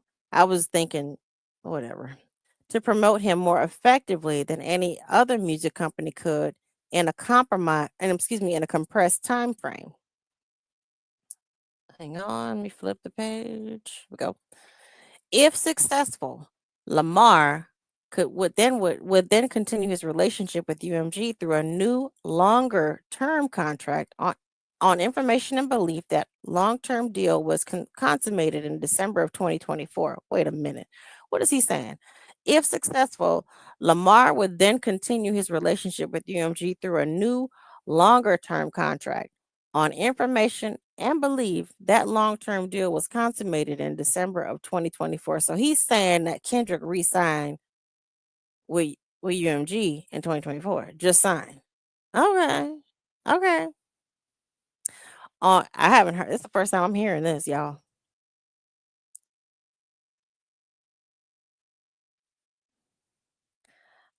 Hi, Dasani Daniel. I want to read your comment that because this is true. Pretending like the lawsuit doesn't make sense as well for ignorance. Your employer is not supposed to pick sides if you dispute with a coworker. That is true. That is true. Yeah. Okay. All right. On information and belief, UMG's contract with Kendrick. Let me drop this so you guys can follow along. Okay. On information and belief, UMG's contracts with Kendrick Lamar provide UMG the right to prevent the publication of and or to insist on modifications to any material created by Kendrick Lamar, including but not limited to any contact with UMG beliefs to be defamatory. UMG publishes the defamatory material.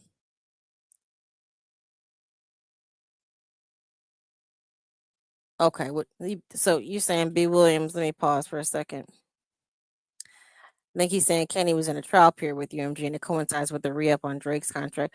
Yes, I'm getting that, but he's saying that it just happened in 2024. It just happened. That's what he's saying. That's what he's saying in this lawsuit is that it just happened. He just signed because of like not like us, oh, he was on a trial basis and now he realizes they could help him. So now that's the only reason why he signed with them. Like so he's it's okay. All right, Drakesha. On May 4th, 2024. Okay, UMG publishes a recording and begins to defame Drake. So not Drake that wasn't defaming him beforehand, right? Saying that he was a all right. Drake UMG publishes and begins to defame Drake. Not Kendrick Lamar, UMG. On May 4th, 2024, pursuant to its publication and licensing rights, UMG published the recording for streaming on YouTube, YouTube Music, Spotify, Apple Music, Amazon Music, Pandora, iHeartRadio, Tidal, SoundCloud, AudioMac, Napster, Kubuz, Last.fm, and Deezer, and made the recording available for purchase on Apple Music and Amazon Music. Some of these I never heard of. I'm not cool. When viewed on Spotify, Apple Music, Amazon Music, iHeartRadio, SoundCloud, and Deezer, the recording includes the following language: exclusive license to Interscope Records, which is a division of UMG. Since defendant's initial publication of the recording has been streamed globally more than 990 million times on Spotify alone as of the date of this filing. The recording repeatedly accuses Drake of engaging in criminal acts, including Pedialyte activity and or other acts that will require registering as a you know what and of being a blank offender. Within the first minute, the recording identifies Drake by name and states Lamar has heard that Drake has a predilection for underage women. Say, Drake, I hate you like I'm young. All right.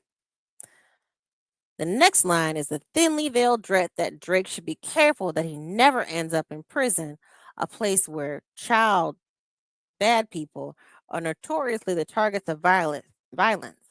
You better not ever go to cell block 1. It's true. Don't go to prison. The recording continues to say that any woman who falls in love with Drake should be careful to hide her little sister from him. Let's still kind of true, though, to me, my perception of Drake.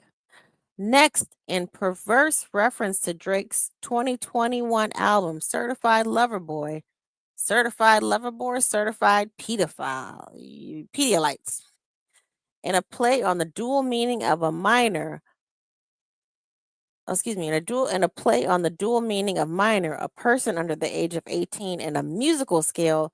The recording says that Drake is trying to strike a chord and it's probably a minor.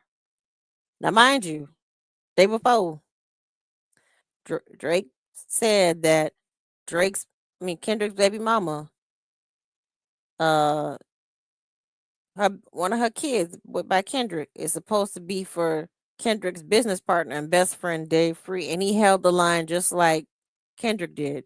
I heard that one of them little kids might be Dave Free. Kendrick did the same thing. So what are we talking about here? Like,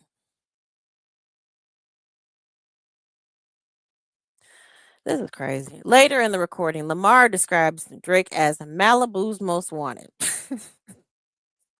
They who wrote this? They obviously don't get the reference that he is the the guy from Malibu's Most Wanted, pretending and hiding to be, pretending to be the fake, a fake guy who's dressing up as a gangster. Later in the recording continues to say that Drake and the people in his circle need to be served with a subpoena because a predator moves in flocks, and asserts that Drake's name got to be registered and placed on neighborhood watch. The recording also repeatedly suggests that violence should be used against Drake because he is a Pedialyte. Like the sound of someone being beaten up, the recording repeats wop, wop, wop, wop, wop.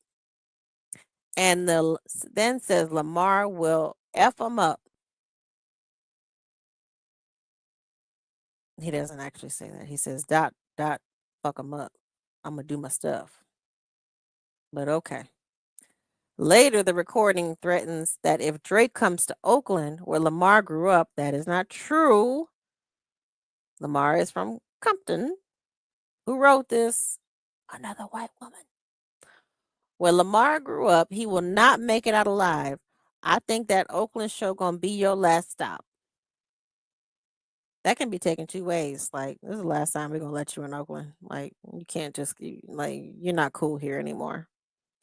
The recording makes clear that justice will be served not through our legal system and or commentary on social media, fuck a caption, but through physical violence. Want action, no accident. I'm hands on. He fuck around and get polished.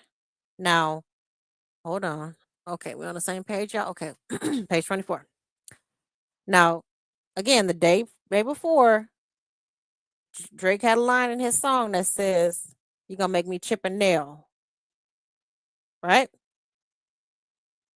So it's a double entendre, like talking about polished nails, fuck around and get polished. I'm hands on. Whoever wrote this does not listen to um rap music or doesn't understand. Yeah. At the end of the recording, the lyrics threatening repeat, "Hey, hey, hey, hey, run for your life. Hey, hey, hey, hey, run for your life." Now, that could be meant, so, whatever. I'm not going to sit here and do a dissection, but that could be meant like y'all running, kids run from your run, like a Fat Albert reference. Hey, hey, hey, hey, run for your life.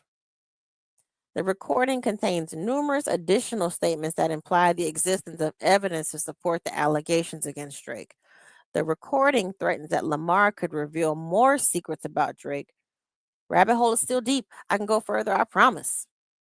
And that the public will believe him. The audience not dumb. Shape the stories how you want. Hey, Drake, they're not slow. The recording continues to make reference to several Drake songs, Family Matters and God's Plan, and accusing Drake of being a liar for denying allegations of criminality. The family matter and the truth of the matter, it was God's plan to show y'all the liar. The recording also makes a vulgar attack on Drake's brand OVO, What OVO for? The other vaginal option? Pussy. Let me hear you say OV ho. OV ho. Say OV ho. OV ho. Furthering the record's refrain that Drake is not like us, the recording alludes to Drake's Jewish heritage. Now, this is the part that I let's talk. Let's talk. Let's do the Wendy Williams. Okay, you get what is Wendy? What does Wendy say? You get me, or I forgot what she says, but let's talk. Saying that Drake is not a colleague, but a fucking colonizer. He's acting like one. He I notice they're not breaking down when he's talking about Quavo. Who else did he mention? Two Chains. He didn't mention the other rappers. Two Chains said you good, you're a liar. What I'm thinking of the lyrics out loud. I can pull them up if I need to. Um, he acts like one. He copies everybody's style. I mean, he comes in, uses up our women, copies our style, tries to act like a gangster and a thug, and like takes the worst stereotypes of us and like exacerbates them and puts them on public display. I mean, literally like he takes from so many black artists that it's not funny. And let's, I mean, let's Drake. Technically, he is not black, but this is nothing against his Jewish heritage. That they're trying to call, they're trying to say Kendrick is being anti-Semitic, and he's not. He's like, it's him not understanding. This is an attack on black culture to me. This whole lawsuit is this is why I'm like, well, I said that Drake is suing everybody, even us. I think this is an attack on black culture because you're basically saying like you guys must accept me. You can't like what this real black man is saying. Like a lot of people come in and say things about African American people and they think they have this special opinion about us and they can come in and emulate our styles, but we are influential. We influence a lot of the world and a lot of what's cool out there, and he likes that, and he's tried so hard to be cool with that, but then you come with this shit and you're saying like, "No, no, y'all can't you guys gotta believe me." No, all that stuff about Kendrick trying to rap like get the slaves free. No, let's just party and fuck hoes and we do this. That's what black people do, right? Right? It's ridiculous. That's why this isn't this to me, this whole lawsuit, his actions and his activity since he's gotten some money and he got a little beard and he started putting a part in his hair. He kind of got cute because at one time he was looking like a pound dog puppy. But this was an attack on black people to me. I'm just saying. All right. With the recording, UMG has also published an accompanying image on May 4th, 2024 to all the social media platforms. I'm not going to name them again. Any person who views and listens, now if you guys want me to zoom in, let me know. Any person who views and listens or streams the recording of one of these platforms can view the image. And this is the image of Drake's house, the house that even his neighbors got sick of him building that big old monstrosity. I mean, it looked like a nice house from the video, but he put his house out there. And you talking about people breaking in. I mean, listen, the lawsuit, B. Williams, the lawsuit, it probably is exposing the industry. But what happens now, Drake? Like, where do you go now? Are you going to go independent? You're exposing the industry, but are you going to go fully independent now? Because you're exposing the industry and you're exposing how they inflated you, how they helped you out. So now are you going to go fully independent to where you don't need their help anymore and you're just going to go like promote yourself, put your own money into it? You know, you're exposing them, and that's good, and they should be exposed because they control too much and they take advantage of artists. But what is the purpose of this? Like, seriously. But for me, my personal feelings, this is a hey Shelly C. Um, this is an attack on black people. Our culture. He came in, used us up, and now he's like, y'all not supposed to you guys supposed to like me because I'm light skinned and I'm the popular one and UMG said to like me, so like me. Okay. That's my rant. All right. The image features an aerial view of Drake's Toronto home and includes identifying information regarding the location of the home and is covered in the icons used by law enforcement and public safety applications like Citizen to identify child sex offenders and their residents on public registries. Oh, I said that. I shouldn't have said that word. Oh well. Oh well, YouTube. Monetize this video, please. Anyway, as of the date of this filing, UMG's original publications of the recording and image remain available on the aforementioned platforms. So, at all relevant times, UMG knew that the allegations in the defamatory material were baseless, and despite being able to contact Drake, at no point has UMG ever asked Drake or his representatives about whether the allegations in the defamatory material were true. Are they supposed to, fuckface? On information and belief, Sir Grange and Mr. Janik, remember Janik is over Interscope, Grange is the big guy over UMG, were involved in the initial publication of the recording and image. Separately, on information and belief, Monty and Avery Lipman, Republic CEO and president respectively, failed to prevent the publication. The defamatory material is false. Okay. The allegations against Drake are unequivocally false. Drake has never been charged with, indicted, or convicted of any charges of you know what violence or assault, including to not including but not limited to blank violence against a child, nor has Drake ever engaged in inappropriate romantic or blank behavior with a minor. The recording provides no evidentiary support for any of its defamatory allegations. Instead, the recording opaquely references hearing these allegations and threaten that it can go further. You see? Okay. You keep playing with fire. Drake publicly denies the defamatory material. On May 5th, 2024, just the day after UMG published the recording and image, Drake denied all of the allegations in a song called The Heart Part 6. Actually, he said, I knew you were going to say that. Drake explained that he has never been with no one underage and his name is not on the blank offender list. Actually, Drake mentioned a name that Kendrick never even mentioned, the Millie Bobby Brown from Stranger Things. Drake mentioned that name. Kendrick never mentioned a name. You know?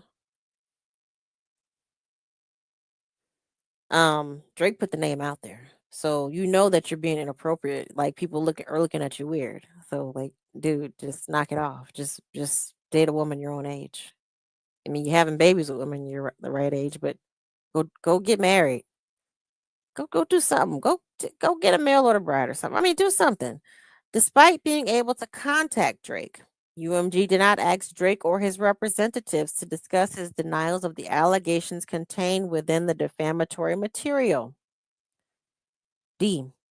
Drake is a target of violence almost immediately. Within days after UMG's initial publication of the recording and image, which depicted the location of Drake's residence in Toronto, accused of being a criminal Pedialyte and called for violence against him, multiple strangers, including at least one armed with a weapon, targeted Drake. Okay. Okay. Let me see how much farther we got. Hang on. Yeah, we got a good ways, y'all. So let's pause here. I promise, I swear to God, I'm gonna set up the live right now. We're gonna come back for this, but let's chat a little bit. Um I'll drop the link if anybody wants to come up and talk so far about what we talked about.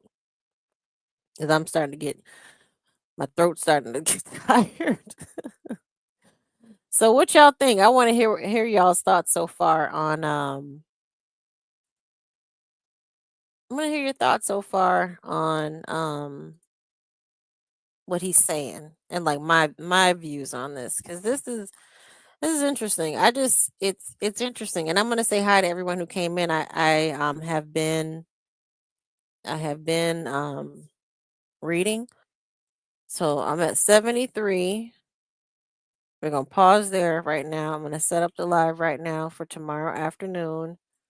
I I know tomorrow's Valentine's Day, so sorry if I'm gonna interrupt y'all's. I don't mean to interrupt y'all's lovely days, but I do want to hear from y'all. Let me see. I'm gonna go through it. I'm gonna scroll back up. Lady T Bug, he wouldn't make it in Compton.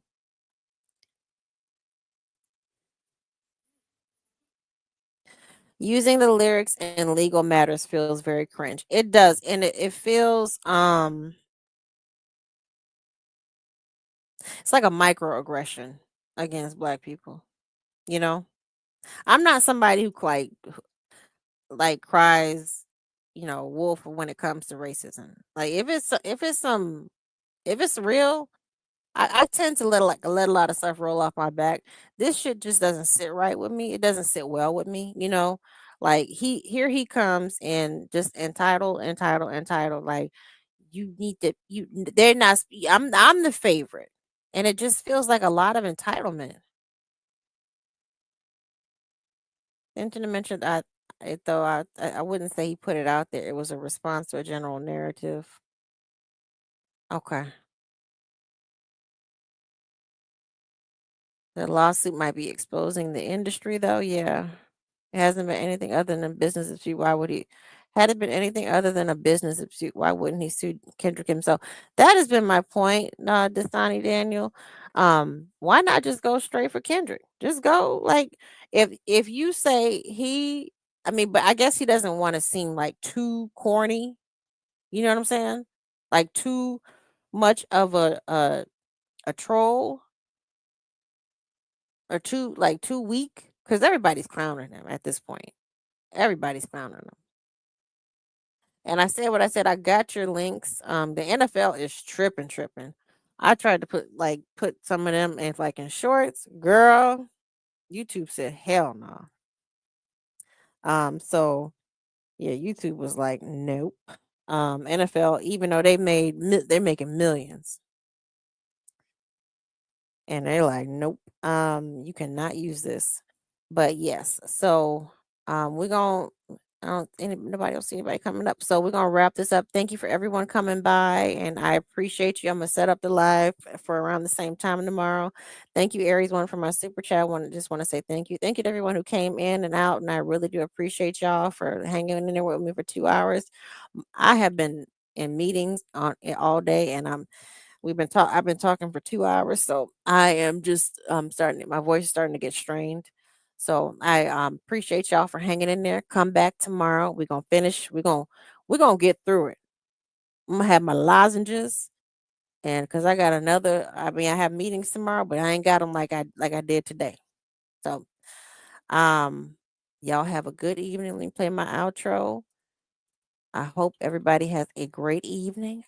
See y'all tomorrow. Hold on.